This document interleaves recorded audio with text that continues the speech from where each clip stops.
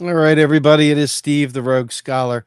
Today's going to be a bit of a reaction video, quite frankly. I woke up today and there were people that were talking about a government conspiracy to make the volcanic activity and the wildfires in Maui to be part of a consolidated plan to basically push through, I guess, more COVID crap. And then somebody brought up the Jews, and then somebody else brought up this Agenda 30. And I'm like, I thought we were still on Agenda 21, but no, no, no. They got a new agenda, baby. It's a new agenda we all got to be sweating and worrying about and thinking about. So I figured, well, rather than just shit talk this and so forth, I figured let me see what Agenda 30 even is. And so I'm going to take us a little bit through this website. And I guess leave me a note in the comments if you've heard anything about the United Nations 2030 Agenda for Sustainable Development. Okay. Unfortunately, there is a group of people out there that are not only climate deniers, but they've never ever found any of the information satisfying enough to dig into and learn unless it's got a James Bond, kind of component to it. I don't know, like a James Bean, right? Like let's add James Bean. Thank God for AI. We were able to pull off a James Bond with James Bean with the golden gun kind of thing. Poor Sean Connery rolling over in his grave right now. But in any event, let's go ahead and take a look at what Agenda 30, as they're calling it, is, or Agenda 2030, the Sustainable Development. This is a UN thing, right? The United Nations, governments around the world. Mind you, I don't have any um, faith in our government. I don't have any faith in our elected rulers or the so-called elected rulers because, I don't really believe in the whole electoral process per se. But let's go ahead and take a look at what, in fact, they're talking about. I am curious though. Leave me notes in the comments if you guys have seen any of this stuff, because it to me, knowing what we do know is more than enough drama than having to concoct drama out of nowhere. But I guess the cynic wins. So let's see what they're talking about. See how many Jews are involved in this. Let's see how many big time Zion projects there are in this. How many, Nazi, kind of weird things that they come up with. I don't think any of it's that, but I'm gonna look at it anyway. So the Agenda 2030, which is the United Nations attempt at developing an agenda, kind of like a global view, I guess, of how to plan for the future. I don't know whether they'll get it right or not. I know that people like Fadl Kaboub, who we frequently have had on in the past, are doing work with the UN right now, that are doing work regarding sustainability and development within Africa.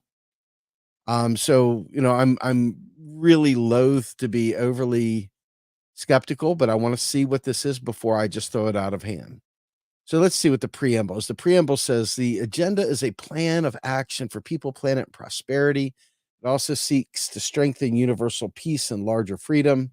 We recognize that eradicating poverty in all of its forms and dimensions, including extreme poverty, is the greatest global challenge and indispensable requirement for sustainable development.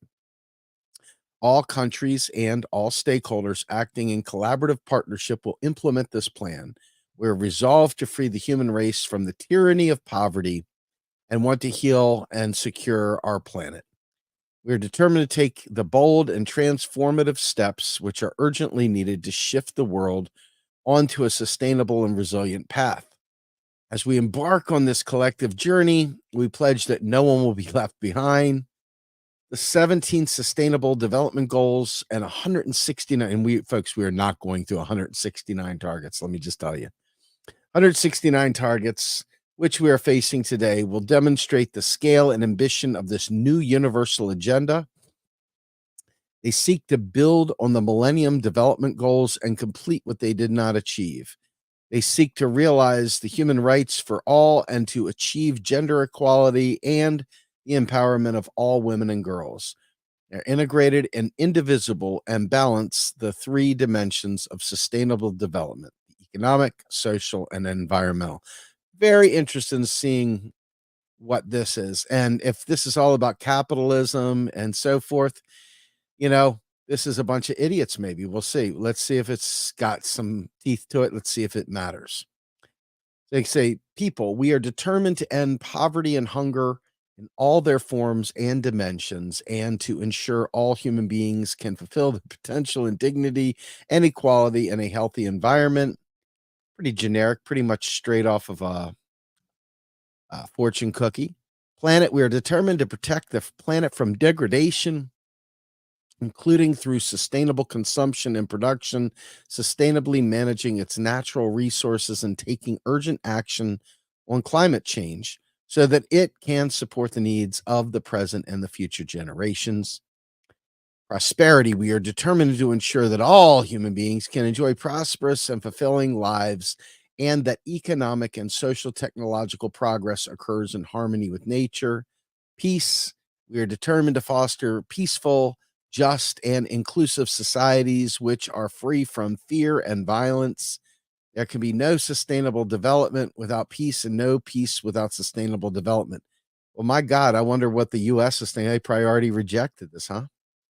Partnership, we are determined to mobilize the means required to implement this agenda through a revitalized global partnership for sustainable development based on a spirit of strength and global solidarity, focused in particular on the needs of the poorest and most vulnerable, and with the participation of all countries, all stakeholders, and all people. The interlinkages and integrated nature of the Sustainable Development Goals are of crucial importance in ensuring that the purpose of the new agenda is realized. If we realize our ambitions across the full extent of the agenda, the lives of all will be profoundly improved and our world will be transformed for the better. Now, listen, before I before I go further on this, very few comments, folks. Any of this stuff, yeah, this is this agenda is real. I mean, that's the UN agenda, and we're looking at it right now. So the question really is, you know, what are they trying to do? What is the big deal here? What are we what are we dealing with? And first and foremost, as an MMTer, I can tell you right now, so much of this need for all countries coming together is really a matter of lending resources, not money. There's no need for lending money, no need for financing things. Just give the people what they need. There's no reason to make this a big thing for somebody to make a profit on. There's none. So I don't know if that's what this is all about, but we're going to look a little deeper. Let's dig back in. And here we go. But we want to make it so that you can see my mug shot in the corner anyway. So let's bring me back in there. There we go. All right.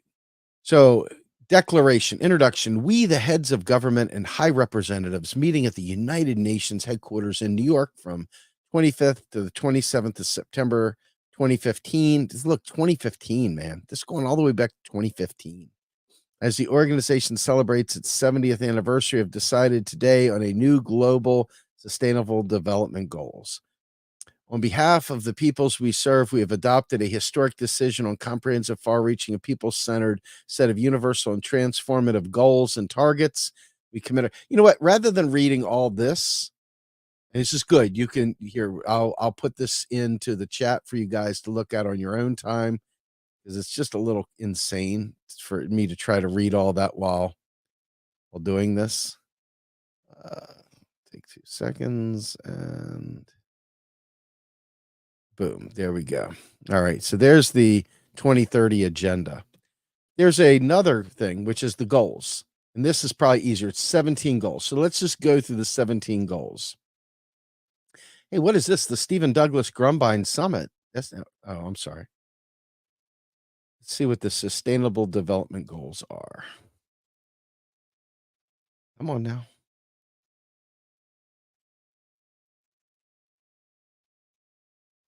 Come on. Look at that. The pinwheel of death. They must not want us to know the agenda. Or is this it? Well, let's see. Is it going to let me go there? No, it's not letting me go there either, is it? I'll be a bun of a sitch. Huh. Why is it not letting us see? Let's see if we can maybe reboot it. No, there we go. So take action. Goal number 1, no poverty. Goal number 2, 0 hunger. Goal number 3, good health and well-being. Goal number 4, quality education. Goal number 5, gender equality. Goal number 6, clean water and sanitation. Goal number 7, affordable and clean energy. Goal number 8, decent work and economic growth. Goal 9, industry innovation and infrastructure. Interesting. We'll have to look at that one a little bit more closely. Goal 10, support the marginalized and disadvantaged. Okay.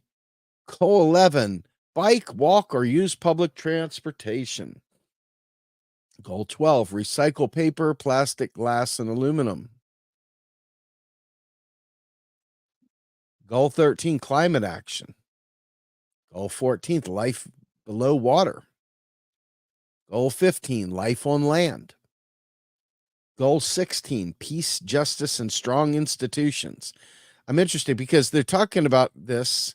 Let's read more about peace, because you would think that they would talk about scaling down the military because it is one of the biggest polluters that lead to a non-sustainable planet. Let's just take a peek at this. It'd probably take 2 hours for it to open, which sucks. I'm really sorry about it. I got really fast internet, so I'm not sure why this is going so slow. All right. Oh boy. All right. While that's spinning up, folks, let me just say this. Every one of these things sounds really good on the surface. Okay. Every single one of these things sounds like fortune cookies to me. The devil's going to be in the details, right? It'll be interesting to see whether or not our government supports any of this or not, because everything that I read there flies in the face of United States version of freedom, right? But also, every time I see sustainable and industry development, and innovation and growth and things like that, I think to myself, that's not exactly, I don't know what you want to call it. It's not exactly the thing that ends up benefiting the people. So goals, government overreach always loots society. So I see questions as to being late, slacker. There's no excuse. 13 minutes ago, brother, man, you should have been here on time. I was here. What's that Spicoli thing? I'm here and you're here doesn't make it like our time. Anyway, Mr. Baxter, you go to Gulag. All right, Gulag for sure. Let's see. If someone tells me they have still not, it is still not gone up on the page here yet. It's like slow move. It's still doing this. Gee, many Christmas. Wow. Goal 16 is just not happening. Folks, if you guys want to go through this on your own, my God, what the bleepity bleep. I mean, they got all these fancy spinny things here. So you can go back and forth and it spins back and forth. I'll bet you that all this takes so much time to load, every one of these little widgets. But just on the high level, right? Well, shit on a stick. I don't know how to make this go faster, folks. With all due respect, if I do open a new tab, let's try that maybe. Loading. Time keeps on ticking, ticking, ticking into the future. All right.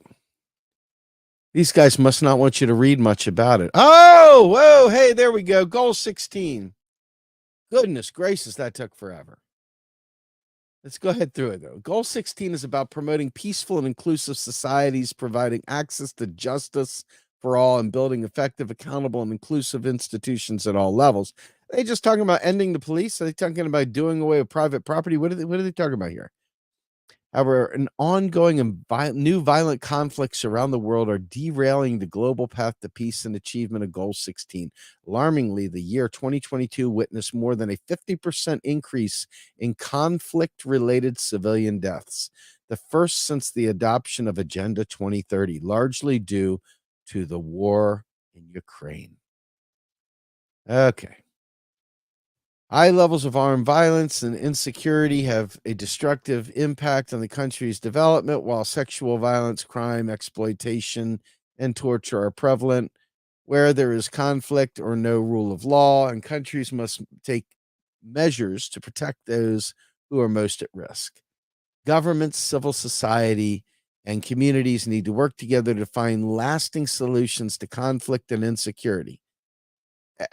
I see this communities, civil commu to avoid find lasting solutions for conflict and insecurity. Folks, I'm just gonna say this, I'm not trying to poke holes in this because I don't really care about it that much at this point. It hasn't struck me as something major, but last time I had the regular people weren't declaring war on anyone, right? Well, I don't think I declared war. God knows you didn't. I don't think you did anyway. Who are they talking about here as they talk about this? We're the communities are gonna find long-lasting ways to prevent conflict. I don't know. I don't think any of us thought about going into Iran or Iraq or Syria or Libya or any of these things. Let's see more. Let's see if we get more. Why should I care? High levels of armed violence and insecurity have a destructive impact on a country's development. Sexual violence, crime, and exploitation and torture are prevalent where there is conflict or no rule of law. Government, civil society, and communities need to work together to find lasting solutions to conflict and insecurity. Strengthening the rule of law. See, this rule of law, strengthening the rule of law. You already got me right there. And promoting human rights is key to the process, as in reducing the flow of illicit arms, combating corruption, and ensuring inclusive participation at all times. Always interested in who they think they're talking about combating corruption. We the United States, we don't arrest any white collar crimes. We don't arrest any of these corrupt bastards. So I'm not sure how that would play out here. How does this apply to where I live? Goal 16 aligns within the broader human rights framework of promoting societies that respect and uphold individual rights, as well as the right to privacy, freedom of expression, and access to information. Peace is a fundamental precondition for the social. It's a lot of like hyperbole and just sort of fortune cookie. Doesn't say much. Crimes threatening peaceful societies, including homicides, yeah, trafficking, and other organized crimes, as well as discriminatory laws or practices, affect all countries. Armed violence and insecurity have a destructive impact on the country's development. Okay. Violence also affects children. So now these are definitely eye-opening. Lack of access to justice means that conflicts remain unresolved and people cannot obtain protection and redress. Institutions that do not function according to legitimate laws are prone to arbitrariness and abuse of power. You mean like the police? And less capable of delivering public service to everyone. To exclude and discriminate not only violates human rights, but also causes resentment and animosity and could give rise to violence. What can we do? I don't, this is a bunch of bukkake. So you know what? Let's just go back to this for a second. Every time I read something like this, it's like the blueprint for the most generic thing possible. Okay. It defies logic to me that these sorts of things are like, even debatable at some level. I mean, obviously, we don't want violence. Obviously, we don't want rape. Obviously, we don't want discrimination. Well, I say obviously, I know there's a whole another side that really doesn't mind that kind of stuff. Um, But that said, it's just a bunch of platitudes until you figure out how you're going to impose any of this stuff and how you're going to actually, um, you know, hold on. I'm split-minded again. Reading a $50 comment is hard to do while you're talking about a subject sort of slightly different. Um, but we're gonna get to that comment because that comment came with a dollar figure on it, man. And brother, man, put the money out there. I'm gonna let it be read. That said, I don't see how any of this stuff can do anything other than lead to people guessing and wondering, and then in the absence of details, they start bringing about interesting levels of conspiracy theory that can be tied to each one of these things. It's so simple. I'm telling you, so freaking simple. Some of the higher level points, and we'll get to those in a minute. Let's go ahead and read this here. Humorous. Let's ask Steve, everyone. Does our government loot the people, or does the United Corporations of America and the handful of scumbags that own them loot the people? I believe the larger the government, oh, oh, I believe the larger the government, the more power the people have. Well, I am all about the public space. Okay. Do I believe that our government loots us? Our government itself doesn't loot us. The people that are in it do.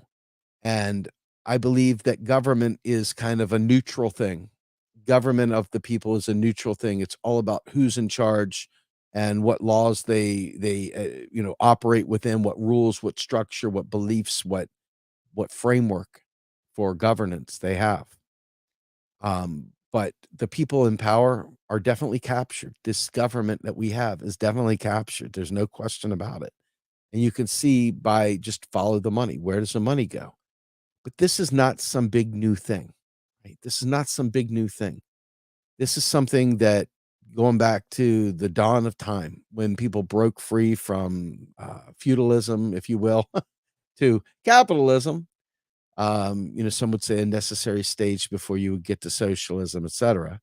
Um, but going way back, we have known point blank that the rules, laws, structures of government, etc., have been there to protect the elite.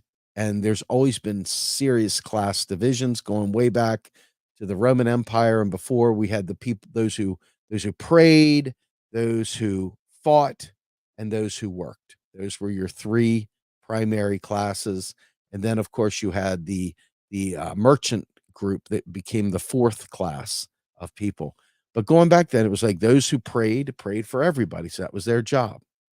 They were fed by those who worked, and they were protected by those who fought. Those who fought were prayed over by those who prayed, and they were fed and clothed and armed by those who worked. Those who worked were protected by those who fought, and they were protected by the prayers of those who prayed. So this is the way that the class society was built back in the day. Um, it broke free. And if you listened to the Bill Mitchell episode from Macro and Cheese this week, you know that there was a time where the elites had given a little bit of goodwill back to the people. They had broken off a little bit more money. They had made lives a little bit better for everybody. But with the Powell memo in the 60s and 70s, with the Mount Pelerin Society, etc., they literally created the structure by which to take it all back and to fight back and to literally starve the people while simultaneously fattening wealth. Do I think governments loot? The governments allowed that to happen. The laws passed, the powers that be allowed that to happen, which should tell you that no person, no regular person was ever consulted for any of that. I can't imagine any of us saying, you know what? That's a good idea. We should literally let CEOs have 400% more pay than the base worker. We should definitely ensure that the rich stay rich and the poor stay poor. We should definitely make sure that wages are always low so we can ensure that they'll do whatever they need for our pay. Do I think governments loot? Yes, but not the government. I think the people themselves do. Did I get it right? I don't know, but that's the answer that I wanted to make sure that I put out there. So let's see. COVID-19 is a vascular disease that can spill over into the lungs, producing secondary respiratory infection. It is never a mild vascular infection. It's always a mild respiratory infection. Okay. I don't, I'm really don't. How did that come into play here? How did we get into COVID land? Just amount of waste in this country. The FDA destroys food to control the price of it. All the food tossed with the 2024 expiration date. Um, Depends on who the government is serving. See, this is really the point right here Michael brings up, and that's the fact of when you think about class interest and you think about class struggle, who does the government represent? The government doesn't represent you and I. The government represents the will of capital.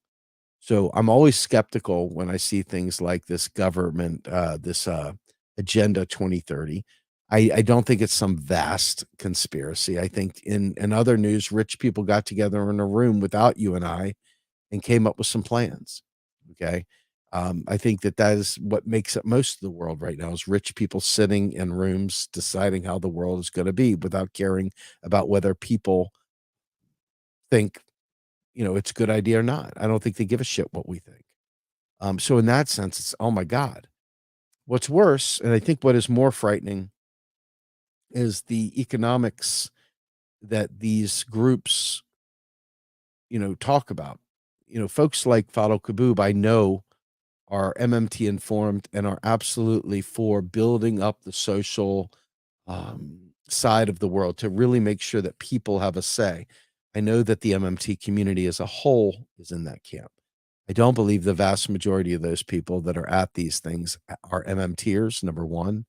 Um, I really, really believe in the end that we're going to be very lucky if we can survive climate crisis, much less build some Agenda 2030 that allows us to build sustainably. Because quite frankly, you can see the resistance to electric vehicles. And in many cases, electric vehicles are a bullshit approach to trying to deal with sustainability because if you've ever seen quote unquote food for electric cars, it involves massive trains carrying huge amounts of earth metals and earth uh, in general, natural resources, stuff dug from the ground, just like fossil fuels, just like the same pollution, just like all that crap.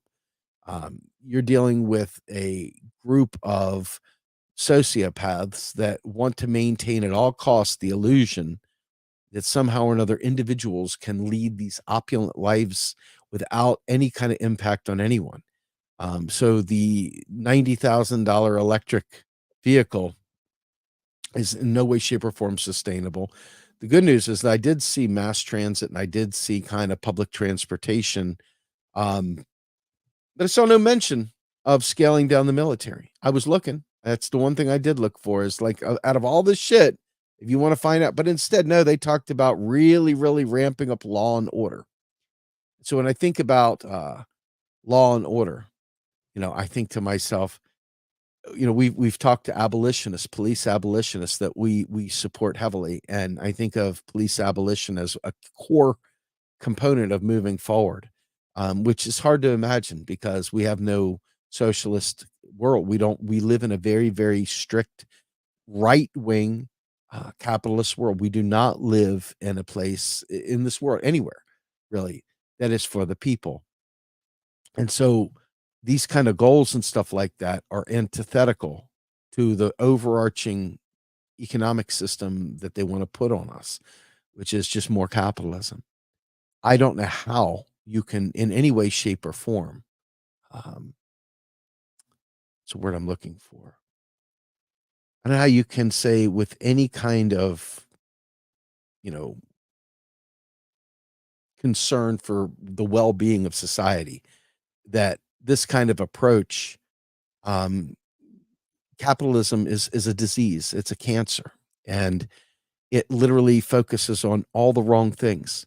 So how do you create an agenda like this?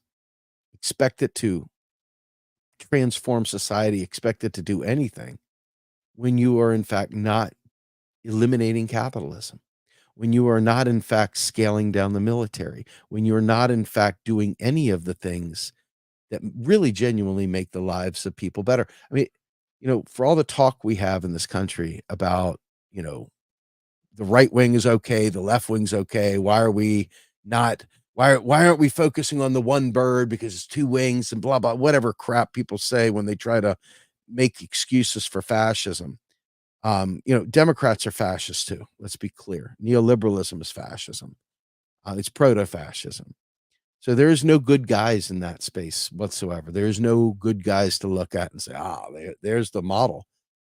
I just don't know how an agenda like this ever comes to be. I don't know how any of this becomes a practicable plan. I don't know why anybody would be worried about it, because the reality is that the three-headed monster of austerity is how they rule us. Okay. Fiscal austerity, not spending on the people. All the governments come up with a reason why, hey, we've got to cut back on spending, inflation, you name it. Stupid, but people believe it. The next part is, oh my God, we've got inflation. We've got to raise interest rates. So the second part of this, we've got fiscal austerity. Then we've got monetary austerity, which is the interest rates. And then flip it around. Then we've got layoffs and unemployment and gig work. Until they make a job a right, they're just talking out of their ass.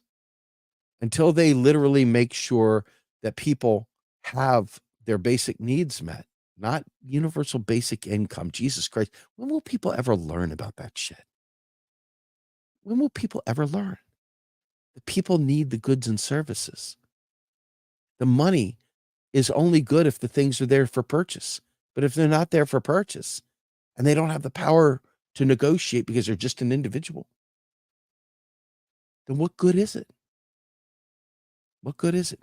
So the three-pronged attack is firing people, laying people off, ensuring that interest rates games are played, monetary policy, and then, of course, fiscal policy, reducing spending. Everything that I see from the groups that help these other groups through the IMF and the World Bank are all about imposing structural adjustments, which are basically opening markets. It's nothing more than capitalism.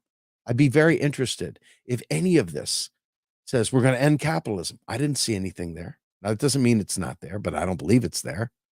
I don't believe the U.S. would ever support something that's a dual with capitalism. You've got even Lizzie Warren out there running around saying, I'm a capitalist to my bones. Okay. So with this agenda, there are folks in the UN that are part of the BRICS. So what are the BRICS role in this, if anything? Well, will they have a role in this, or will it all be IMF, World Bank driven? Questions we got to ask ourselves. So do I think that this is the grand conspiracy to bring us all to an end? No. Do I think it's more of the same capitalist bullshit, grabbing what they can and using government as a veil to do it?